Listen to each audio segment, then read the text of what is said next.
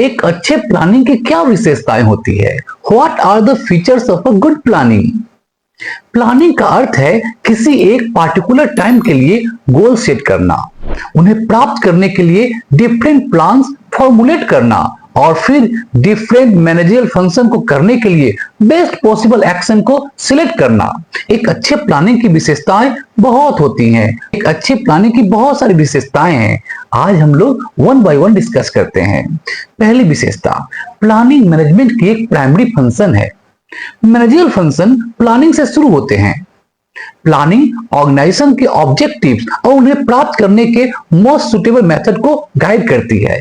इस तरह यह मैनेजरियल एक्टिविटीज के लिए बेस प्रोवाइड करती है। मैनेजमेंट के अदर सभी फंक्शंस जैसे कि ऑर्गेनाइजेशन, स्टाफिंग, डायरेक्टिंग और कंट्रोलिंग प्लानिंग पर आधारित होते हैं, बेस्ड होते हैं।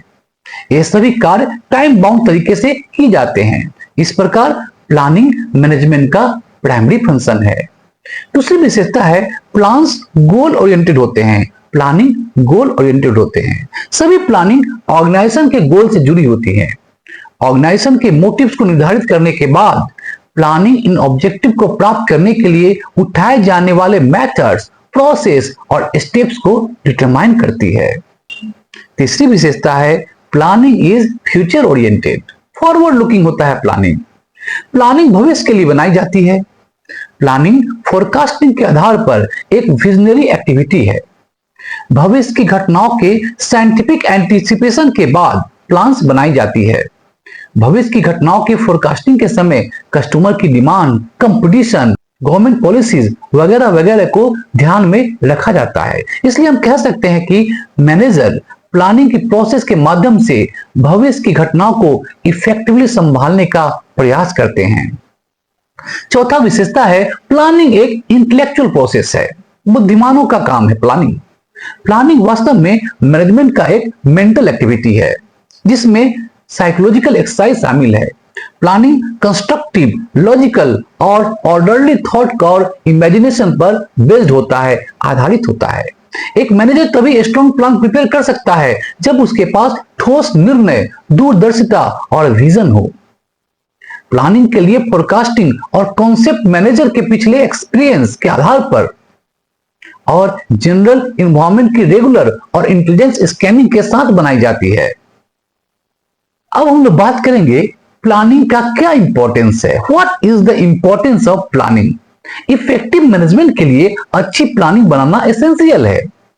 यह रिसोर्सेज और एनर्जी की लेस वेस्टेज के साथ ऑर्गेनाइजेशन के गोल्स को स्किलफुली अचीव करने में मदद करता है।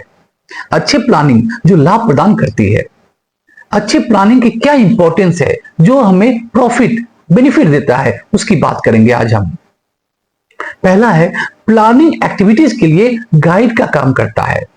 प्लानिंग एम्प्लॉइज को एडवांस में यह बताकर कार्य करने के लिए गाइड करता है कि क्या करना है, कैसे करना है, वगैरह वगैरह।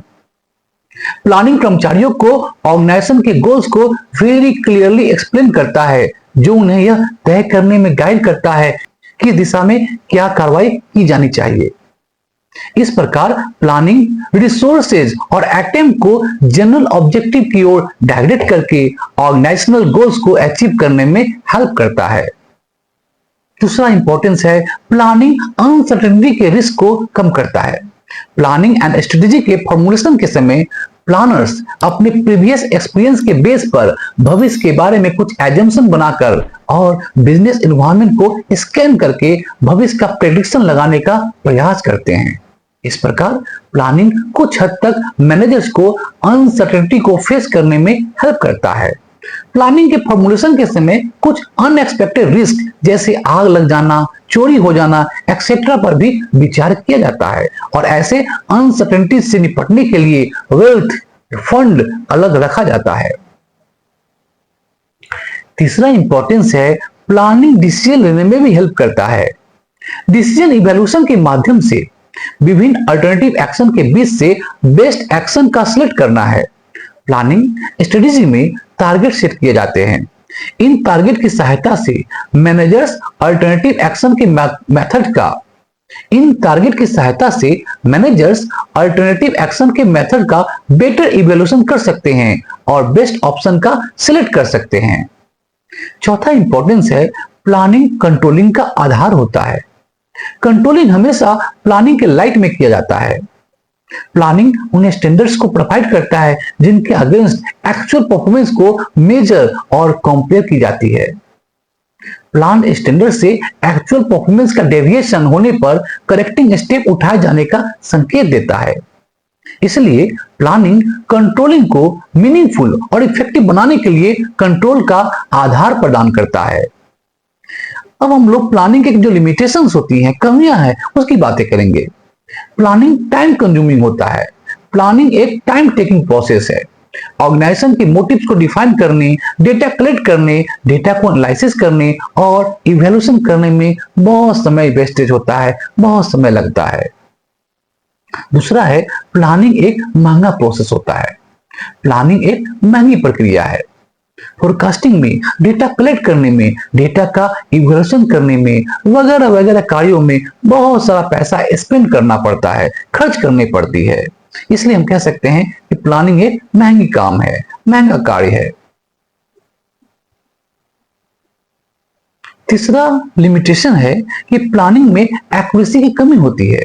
प्लानिंग भविष्य के बारे में प्रेडिक्शन पर बेस्ड होता है और भविष्य हमेशा अनसर्टेन होता है। इसलिए भविष्य के बारे में एक्यूरेट सही प्रेडिक्शन लगाना हमेशा पॉसिबल नहीं होता है।